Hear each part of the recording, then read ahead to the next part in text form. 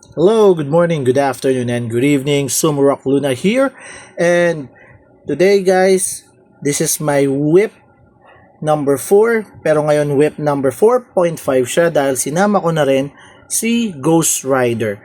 So, again, yung pinakita ko na earlier videos, I was just supposed to be retouching or adding a fluorescent paint para sa base ni Ghost Rider from the Marvel Select series. Ayan.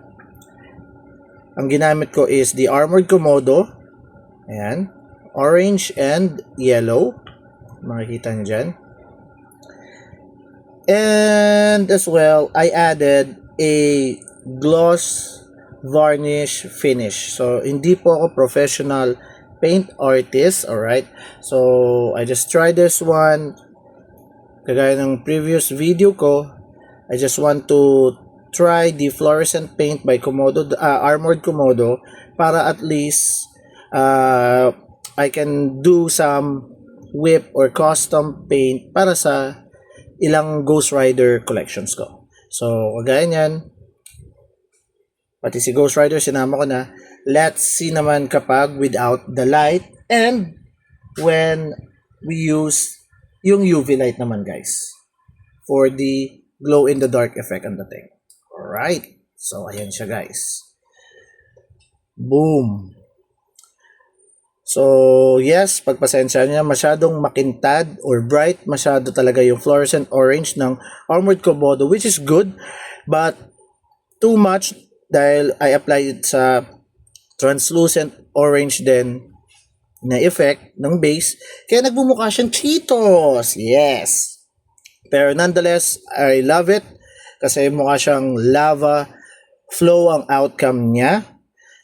Lalong-lalo na nung linagyan natin ng gloss varnish para talaga siyang, alam mo yun, nagbabaga, nagme-melt as in, yan, ganyan siya, ganyan ang itsura niya with the UV light. Napakaganda, guys. Sobrang ganda ng outcome. Hindi ko expected na ganito. And again, hindi ako professional paint artist. So this is just a trial and error talaga. Lalo na sa viscosity or quantity nung kailangan kong i-apply doon sa figure. And kung makikita nyo naman, yung head ni Ghost Rider, ganyan, yan din ang ginawa ko. In-apply ko. Medyo pangit sa kanya yung fluorescent yellow.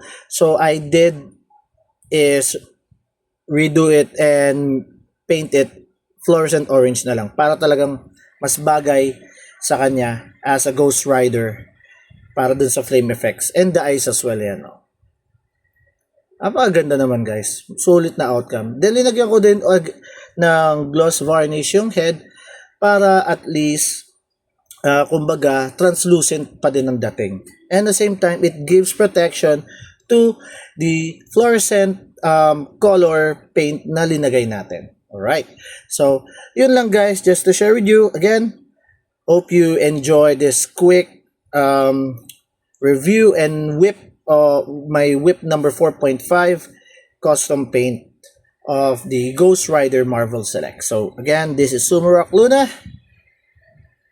Happy collecting and collect responsibly, guys. See ya. Bye-bye.